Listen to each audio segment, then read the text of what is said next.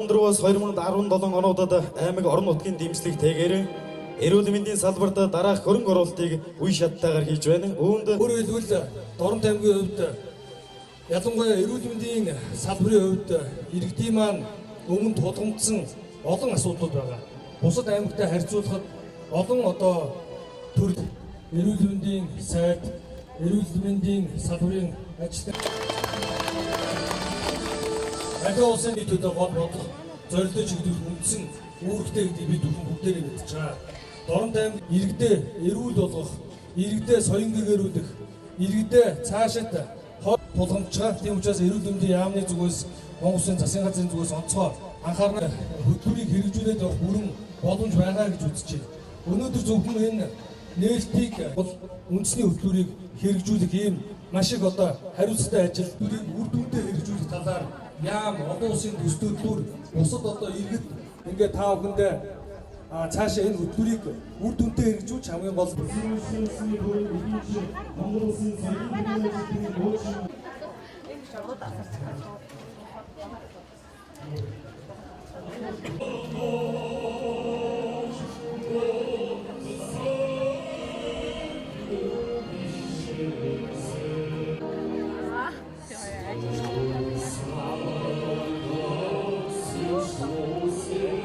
бусад тусламж үйлчилгээ 218 сая нийт 1,104 сая төгрөгийн хөрөнгө оруулалтаараа нярайн эрт үеийн тусламж үйлчилгээг сайжруулахад нэн шаардлагатай тоног төхөөрөмж болох нярайн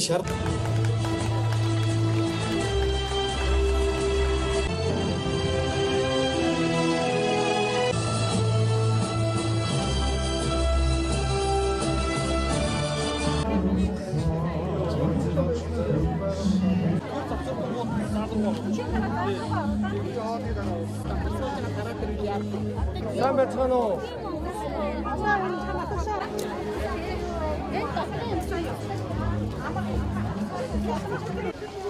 жижиг машин авчаа явах хамгийн яг нөгөө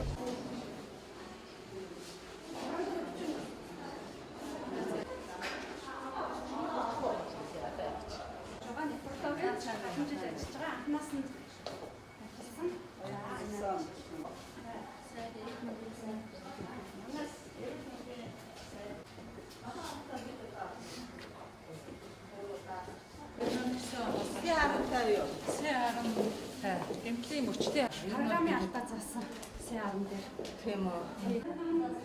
Сайн явж байна.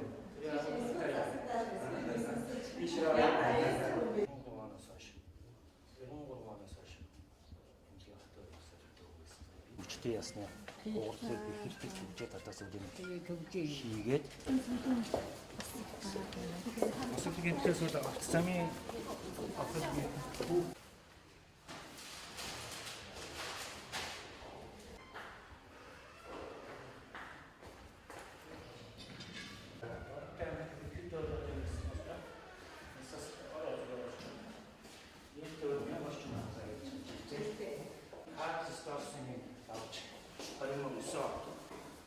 чихэний явж чадахыг гэж хэлж байна.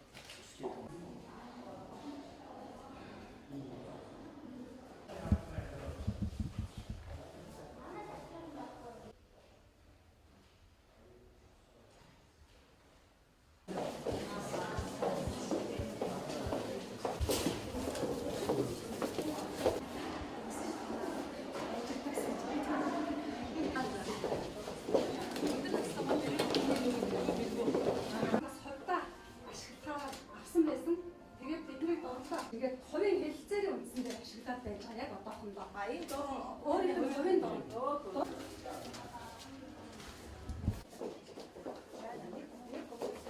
Бас үндэмжийн асуудал байх ёстой. Ер нь мэдээлэл байхгүй чиглэл гаргахад бол тэгээд манайхан бас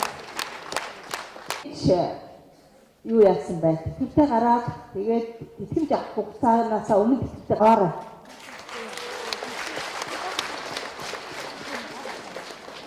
За би энэ Дорнот аймгийн эрүүл мэндийн салбаруудын үйлдвэршин явж байгаа хорооны дараагийн давтгаач нь хариулж энэ эрүүл мэндийн тухай хуулийн 29-ийн 5 бол бас их асуудлууд гарч ирсэн байгаа. Тэгээд миний одоо хамгийн гол асуух юм очоод асуухаар 2020 оноос 20 удаа хуучин ингээ гарсан байгаа чинь энийг бас олгож болдгүй мүү? Олон жил энэ зүйтэй болов гэж бодож байна. За дараагийн юм нь цалин патриотын хууль нэмэгдээд байдаг. Гэтэл бидний цалин огт нэмэгдэхгүй яваад байдаг. Гадуур юмны өсөв. За элэг бүтэн Монгол хөтөлбөрийн хүрээнд орон нутагт аймагуудад үйл ажиллагааны явцтай танилцж ялангуяа одоо хөтөлбөрийн хэрэгжилт хэрхэн явагдаж байгаа. За мөн орон нутгийн одоо ард иргэдийн хамралт энэ чиглэлээр мэрэгжил арга зүйн зөвлөгөө өгөх багуудтайгаа хамт ирж ингэж ажиллаж байгаа.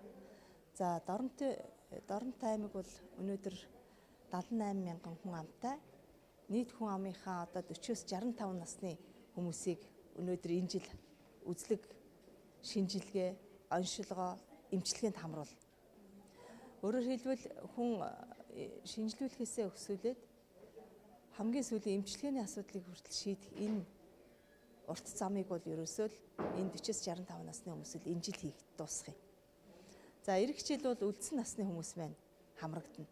Өөрөөр хэлбэл 65 наснаас дээш, за мөн 15 наснаас дээш хүмүүс маань хамрагдаж явах юм.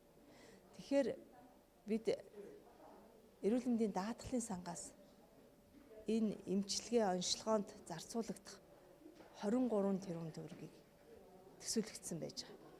Тэгэхээр энэ мөнгө өнөөдөр иргэдийнхаа эрүүл мэнд ялангуяа одоо өвчин эмгэгээс эдийн засгийн хохиролд орж байгаа ийм иргэдийнхаа эрүүл мэндийг хамгаалах чиглэлд зарцуулагдаж байгаа.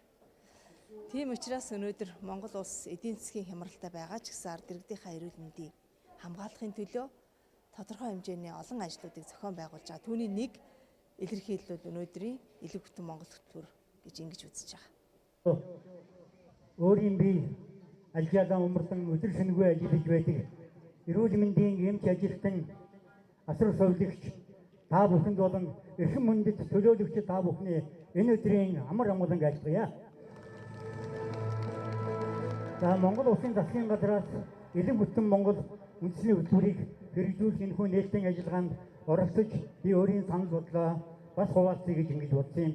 Миний хувьд энэ ВЦ вирусын устгах вирусыг эмчилгээнд одоо хамрагдаж байгаагийн хувьд энэхүү Монгол Улсын засгийн газар эрүүл мэндийн яамнаас миний хувьд ойлгосноор бол эдийн судлалын одоо хамт олноос энэхүү одоо ВЦ вирусыг устгах чиглэлээр нэлээд одоо олон арга хэмжээнүүдийг авч байгааг нэг энэхүү нээлтийн үйл ажиллагаа гэж ингэж бодож байна. Элэгний ВЦ вирус гепатитийн халдвар сахалтыг тасан тоглоогод энэхүү үйл ажиллагааны нөлөөгөөр нэлээд олон арга хэмжээнүүд зохион байгуулагдаж үе шаттай хэрэгжиж байгааг ингэж ойлгож байгаа. За үүний нэгдүгээрх нь бол энэхүү элэгний ВЦ вирусын илрүүлэлт энэ онцлогтой эмчилгээ, шинжилгээ энэ үйл ажиллагаанд аймаг орон нутгийн хэмжээнд бас энэ асуудлыг шийдэх болсон бас сайжралтай гэж ойлгож байгаа. Үүнээс одоо 2 жилийн өмнө Улаанбаатар хотод очиж элэгний ВЦ вирусыг онцлуулна. Тэнд очиж шинжилүүлнэ. Дараа нь эмчилгээ үргэлж Улаанбаатар хотоос авдаг одоо ийм байлаа. Тэгвэл одоо бол орон нутгийн хэмжээнд элэгний ВЦ вирусыг онцилдог болж элэгний ВЦ вирусыг илрүүлдэг болж улмаар одоо элэгний ВЦ вирусын орон нутгтаа одоо эмчилдэг болсон явдлууд бол одоо гэрийн одоо миний хувьд бол одоо баярыг талархаж явдаг. Монгол Улсын засгийн газар эрүүл мэндийн сайд энэ чиглэлийн ажилтан та бүхэнд баярыг талархаж байгаагаа илэрхийлж байна. Үүний ялдамт хэлэхэд манай ард иргэд эрүүл мэндийн нийгмийн даатгал бүрэн хамрагдах зайлшгүй шаардлагатай бөгөөд энэ нэргээ та бүхэнд одоо ач холбогдолтой гэдгийг бас ойлгоосэй гэж боддог. Яагаад гэвэл Харууны энийг анх гарч явсан доллар одоо 2500 төгрөг хүрч яхад бараг одоо 960 хэдэн мянган төгрөгөөр Харууны энийг авч шилжижсэн. Тэгвэл Монгол мөнгө шилжүүлсэн. Тэгвэл одоо өнөөдөр эрүүл мэндийн даатгалын сангаас өнөөдөр энэ энийг олон хувь одоо хөнгөлөж Харууны энийг бол 750 хэдэн мянган төгрөгөөр за лидвэр болон бусад төрөлүүдийн энийг 530 мянган төгрөгийн үнэтэй энийг 185-аас 200 мянган төгрөгөөр бараг 50% одоо хөнгөлөлтөөр одоо хэрэгжиж байгаа нь бол энэ одоо засгийн газар энэ эрүүл мэндийн даатгалын санд одоо та бүхэн одоо даатгалын цаг хугацаанд нь одоо төлж байсны одоо ач холбогдлоо гэж ингэж ойлгоорой гэж хүсэж байна. За нөгөө чиглэлээр энэхүү эрүүл мэндийн хэмжээнд зохион байгуулж байгаа элэг бүтэн Монгол хөтөлбөрийг хөдөө орон нутгийн ард иргэдэд одоо маш одоо шуурхай бодлоготой сайн зохион байгуулаасай гэж миний хувьд бодож явдаг. Яг тэгвэл би бас хөдөө орон нутгаар бас явж бас ажилтг хүнтэй уулзаж ирж байхад хөдөөний хүмүүсүүд энэ чиглэлээр мэдлэг үнэхээр хомс байдаг. Тийм учраас хөдөөгийн ард иргэд тэр багийн тэр суман дээр байж байгаа тэр хөдөөхээр аслагдсан байж байгаа ард түмэндийн элэгний одоо энэ үндэсний хөтөлбөрийг яаж хүргэх вэ гэдэг чиглэлээр одоо бас бодлого одоо бас баримтж байгаа. Гэхдээ энийг бол одоо энэ 2020 он гэхэд одоо тууштай хэрэгжүүлж ажилласаа гэж ингэж бас бодож явдгаа хэлье. Ингээд айл гэр ам бүл айл сахалт хотлороо нийслэл хотоороо Монгол улсаараа элэг бүтэн Монгол байх болтугай. Сайн үйлс гэлэртугай. Та бүхэнд баярлалаа.